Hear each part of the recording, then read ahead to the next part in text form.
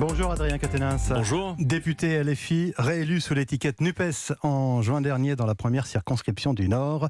Bienvenue dans le studio d'Europe 1. Merci d'avoir accepté notre invitation. Emmanuel Macron fête, on va dire entre guillemets, le terme fêté, les 100 jours de son deuxième quinquennat. Qu'est-ce que vous retenez, Adrien Quatennens, de ces 100 jours alors que s'achève cette semaine la session parlementaire ?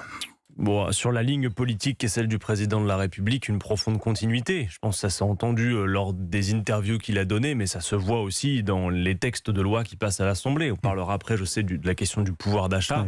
Bon, Emmanuel Macron a choisi, ce sont les Français qui paieront. Par contre, mettre à contribution celles et ceux qui ont le plus, par exemple les grands profiteurs de crise, lui-même les a appelés comme ça, certaines grandes entreprises, ça n'est pas possible, alors que dans certains États européens actuellement, je pense à l'Italie, au Royaume-Uni, c'est fait. Donc c'est une trajectoire qui reste la même. Et puis, M. Macron a par ailleurs annoncé la couleur pour la suite, la réforme des retraites, la réforme de l'assurance chômage. C'est une politique de brutalité sociale qui est aussi écologiquement irresponsable. Par exemple, dans le texte sur le pouvoir d'achat, on nous ramène par la fenêtre le fait de consommer du gaz de schiste américain liquéfié, qui est un gaz écocidaire. Bon voilà, donc clairement, on n'a pas de changement de trajectoire. Ce qui change en revanche, ça c'est clair, c'est ce qui se passe à l'Assemblée nationale. C'est-à-dire que l'ère du Parlement, simple chambre d'enregistrement des desiderata du président de la République, celle qui prévalait dans le quinquennat précédent, celle-ci est terminée. D'ailleurs, maintenant, on voit bien, il y a des votes qui sont extrêmement serrés, des votes qu'ils peuvent perdre. Par contre, moi, j'observe que Emmanuel Macron est en train petit à petit de réussir à avoir sa majorité de circonstances avec les Républicains, même parfois avec le Rassemblement national. On l'a vu par exemple sur la question de la hausse des salaires, la hausse du SMIC. Ça a été un arc qui va de la République en marche jusqu'au Rassemblement national, il faut le dire, y compris à leurs électeurs, pour empêcher la hausse du SMIC, par exemple. Vous parliez de l'ambiance à l'Assemblée nationale, une ambiance parfois délétère. Franchement, je pense qu'il faut faire extrêmement attention avec ça. Je ne suis pas d'accord avec cette idée. Ça fait 3 semaines qu'on entend parler de l'Assemblée nationale, cours de récréation, etc. Je m'arrêter un instant là-dessus parce que c'est pas supportable. C'est-à-dire que non, en fait, l'Assemblée nationale n'est pas une cour de récréation. Il y a des débats. Parfois, en effet, ils sont vifs, ils peuvent être piquants. Mais enfin, regardez ce qui se passe dans certaines assemblées chez nos voisins européens. Il y a plus de chahut et de bazar, comme j'entends dire, que dans l'Assemblée nationale. Il faut faire attention parce que, après, vous voyez, on s'intéresse davantage à la forme qu'au fond. Et en fait, c'est pas une bonne orientation. Plutôt que de s'intéresser à est-ce qu'il y a trop de décibels à l'Assemblée, il faut s'intéresser au contenu des textes. Par exemple, le fait que la semaine dernière, pour ne citer que celui-ci, alors que la majorité présidentielle, qui n'est en fait pas une majorité absolue, vous le savez désormais, a été battue et que nous avons prévu de revaloriser les retraites, il y a eu une nouvelle délibération, tard dans la nuit, qui a annulé cette revalorisation des retraites à hauteur de l'inflation. Je pense que ça, c'est plus intéressant à commenter, voyez, que de savoir si ça parle trop fort à l'Assemblée. Là où vous avez été battu, vous, c'est sur le projet de faire taxer les super profits des multinationales, c'est un échec. Mais clairement, c'est-à-dire que le sujet s'impose dans l'actualité, mais on voit bien que M. Macron, ses députés, avec le concours de la droite, empêchent cette taxation des super profits. Or, je l'ai dit, certains pays européens le font. Je veux dire, la situation qu'on a sous les yeux, celle d'une hausse des prix de l'ordre de entre 5 et 8%. C'est-à-dire, c'est une fonte des revenus des Français, à la fois de leur salaire, mais aussi des minima sociaux et des gens qui sont dans les situations de pauvreté, d'autant.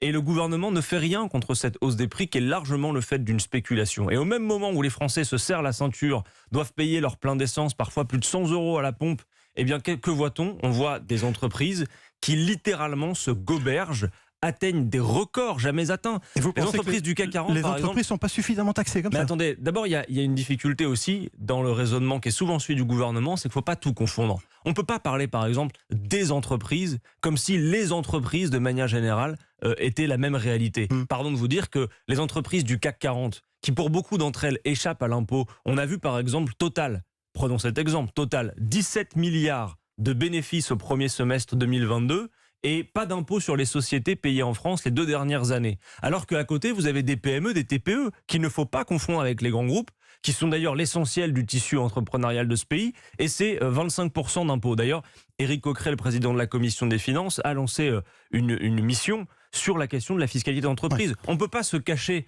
cacher les gros derrière les petits. Vous voyez ce que je veux dire? Et ça, c'est valable pour tout. Donc oui, quand vous avez Total qui fait des résultats comme cela, qui ne paye pas d'impôts, oui, il faut une taxation exceptionnelle. Et je pense que ce serait normal dans une situation comme celle-là. Pour l'instant, c'est non. Est-ce que vous reviendrez à la charge à l'occasion de l'examen du projet de loi de finances 2023 autant de fois que possible. D'abord parce que cette taxe de 25% sur les bénéfices exceptionnels nous permettrait de dégager 10 milliards d'euros. Ce serait plus efficace que les ristournes.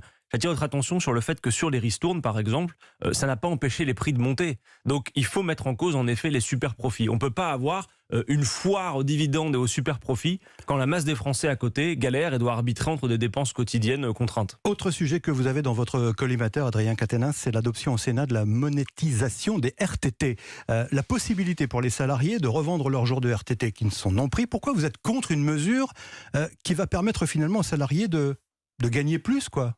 Mais d'avoir plus de pouvoir d'achat? Parce que moi je suis d'accord pour qu'on gagne plus, mais il n'est pas nécessaire de travailler plus pour gagner plus, contrairement à l'adage. Non, la vérité c'est que les salariés de ce pays produisent déjà bien assez de richesses, et que ce que nous voyons dans le débat actuel, c'est que tout est fait sur la question du pouvoir d'achat pour éviter la question centrale, qui est celle de la revalorisation des salaires.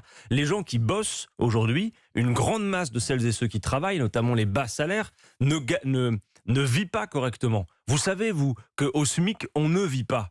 On ne vit pas, on survit. Et donc, quand nous disons qu'il faut augmenter le SMIC, une grande majorité des Français sont d'accord, et vous avez cette alliance baroque, je l'ai dit, et il faut que les Français l'entendent, y compris celles et ceux qui pensent que parfois le Rassemblement national sert les intérêts populaires. Ces gens-là ont mêlé leur voix à M. Macron et ses députés pour empêcher la hausse du SMIC, pour empêcher le gel des loyers, par exemple. Les gens ne demandent pas des primes aléatoires au bon vouloir du patron, qui concernent très peu de salariés, dans des montants qui sont de l'ordre de la loterie. Il y a aussi des gens qui veulent demandent des augmentations de salaire. Et précisément, vous voyez, là encore, il ne faut pas confondre les petites entreprises et les grosses sociétés. Parce qu'on doit pouvoir imaginer des mécanismes de solidarité qui feraient que les grosses sociétés viendraient aider les plus petites pour l'augmentation des salaires. Pardon de vous dire, et je m'arrêterai là-dessus, mais sur les salaires, comment se fait-il qu'il est impossible de parler de l'augmentation des bas salaires, ceux des classes moyennes et populaires, et que dans le même temps, personne ne s'offusque du fait, reparlons-en, qu'au CAC 40, la rémunération moyenne des patrons du CAC 40, en 2 ans, elle a augmenté de 90% pour atteindre une moyenne de 8,7 millions d'euros. Si vous voulez, le moment auquel nous assistons, c'est une sécession entre d'un côté les très riches et de l'autre côté la masse de la population à qui on demande des efforts et de payer l'inflation. Est-ce que vous maintenez, Adrien Quatennens, votre signature à la proposition de résolution qualifiant Israël de régime d'apartheid à l'égard des Palestiniens? Je vais vous dire franchement, cette résolution est une résolution d'initiative de nos camarades communistes. Du Parti communiste. Oui. Moi, je vais vous dire, j'ai retiré ma signature simplement pour pas prêter le flanc à une polémique. Je ne suis pas signataire de ce texte, mais certains de mes collègues le sont. Et vous l'avez signé. Vous faites partie de ceux qui ont signé cette... Mais vous l'avez retiré. Précisément pour une raison, je vais vous dire pourquoi. Ouais. Parce que j'ai bien vu l'instrumentalisation, la petite politicaillerie qui était faite sur le dos de la lutte contre l'antisémitisme, notamment par les membres du gouvernement. Je vais vous dire une chose très claire sur le sujet. Le comportement qu'ont eu hier dans l'hémicycle Elisabeth Borne, Première ministre, et Éric Dupond-Moretti, garde des Sceaux, n'est pas du tout à la hauteur de ministres. Voilà. Tous ministres qu'ils sont, ils ont fait de l'instrumentalisation. Vous comprenez quand même que les termes de cette résolution peuvent choquer quand les termes parlent de régime d'oppression, de domination par un seul groupe racial. Les Juifs d'Israël sont une race. Non, écoutez-moi. D'abord, dire une chose, l'antisémitisme est un poison, pas une opinion, mais un délit. Certes. L'antisémitisme, c'est du racisme, et donc les antisémites doivent être traduits devant la justice. Et donc il n'est pas tolérable qu'un gouvernement instrumentalise une résolution politique qui critique la politique d'un gouvernement qui fait plus que ça, passer. Non, alors là-dessus, si vous voulez dire que des organisations non gouvernementales israéliennes qui utilisent le terme d'apartheid à l'égard de la politique qui est menée, on peut le critiquer. On peut le critiquer aussi, mais si vous voulez dire que toutes celles et ceux qui critiquent la politique d'un gouvernement, ou même Amnesty International qui a fait un rapport très documenté, sont des antisémites, alors très franchement, je crois qu'on affaiblit la lutte contre l'antisémitisme. On doit pouvoir critiquer la politique d'un gouvernement. Vous savez, moi, je vais vous dire, dans ce sujet très sensible du conflit israélo-palestinien, nous défendons la solution à 2 États. Celle des frontières d'avant 1967, qui serait une solution pour la paix, celle du droit international. Voilà. Et aujourd'hui, on ne peut pas ne pas voir qu'il y a un système d'oppression, de domination, voir qu'il y a certaines lois qui ont été citées, par exemple la loi de 2018 qui fait qu'il y a une inégalité de droit entre Israéliens juifs et non-juifs. Et tout ça, on doit pouvoir le dire sans être suspecté d'antisémitisme, parce que l'antisémitisme est un racisme et que c'est inacceptable. Et qu'il n'y a personne dans les rangs de la France Insoumise ni dans tous les rangs de la NUPES qui peut être d'aucune manière suspecté d'antisémitisme. Et cela doit être dit. Et le fait qu'un ministre ou la première ministre le laisse entendre est absolument inacceptable et même dangereux. Merci pour votre réponse, en tout cas Adrien Quatennens, député NUPES de la première circonscription du Nord. Merci d'avoir répondu. Merci de m'avoir invité. Bonne journée.